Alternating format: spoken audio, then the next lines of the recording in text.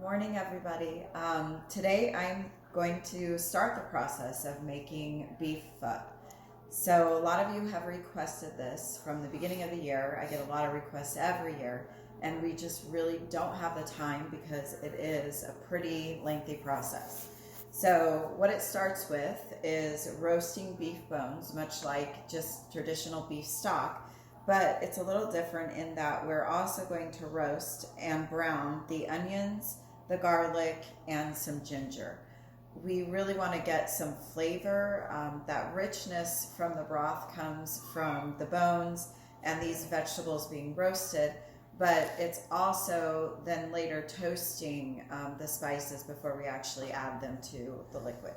So I've got about 10 pounds of bones, 2 onions, 2 heads of garlic, and about 4 2-inch pieces of fresh ginger. And I'll put this in the recipe that I attach. While your bones and vegetables are roasting, we're going to go ahead and toast the spices that are going to help create the flavor of the broth.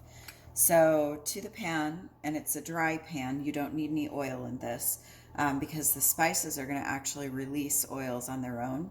I've got star anise, 2 cardamom seeds, and some whole clove,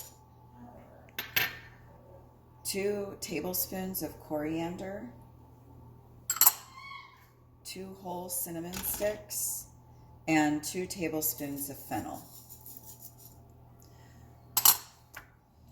You want to have your pan on medium high at the most, and you want to make sure that you're here to stir it because your spices will burn. You can see they're kind of starting to clump together a little bit. That's a really good indication that some of those oils are releasing.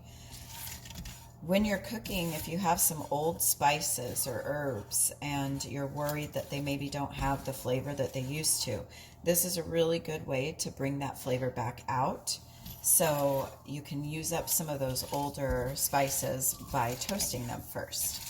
So I'm just going to do this for a couple of minutes so I can make sure all of those oils are released and that I'm getting the full flavor of these spices. Some of them are a little bit obscure, so you might not have them in your pantry.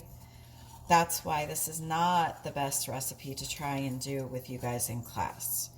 It's kind of expensive if I'm being honest, but if you have the ingredients or you can get your hands on them, there's nothing better than homemade pho.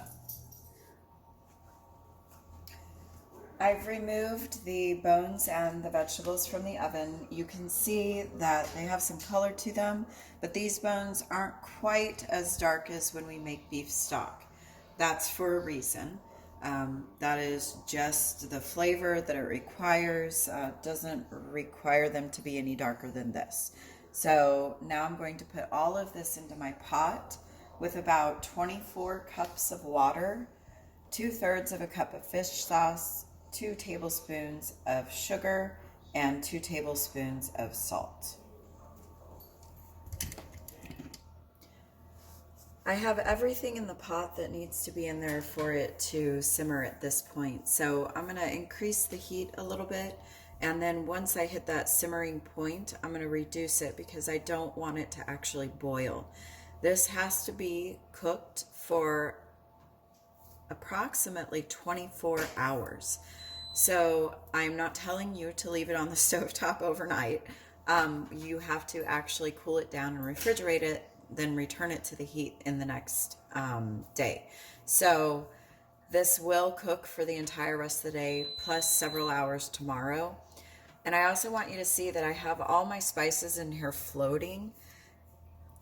I would prefer to use a sachet, which is a piece of cheesecloth that contains all of those spices in it so that you can remove it really easy.